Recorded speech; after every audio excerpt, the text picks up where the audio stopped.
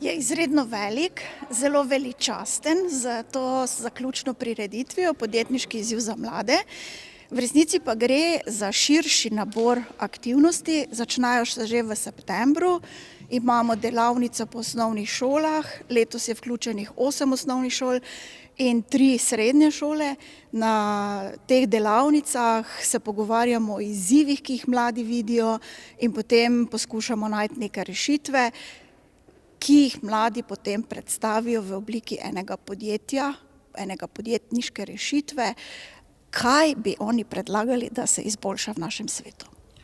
Dejansko je bilo preko 100 podjetniških idej pripravljenih in več idej bo se predstavilo tudi na drugih podjetniških tekmovanjih. Mi smo kot sklepno prireditev povabili k sodelovanju samo šolske zmagovalce.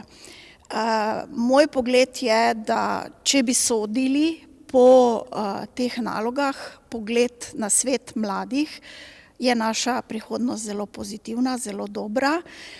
Razmišljajo družbeno odgovorno, razmišljajo o živalih, zapuščenih živalih, razmišljajo o starejših, razmišljajo o družbenih medijih, razmišljajo o vseh stvareh, ki se tikajo njih, o zdravju, vključujejo v svoje ideje umetno inteligenco, vključujejo razne pametne naprave, izdelujejo pametne naprave, ki pomagajo vsem nam k boljšemu in bolj zdravemu življenju.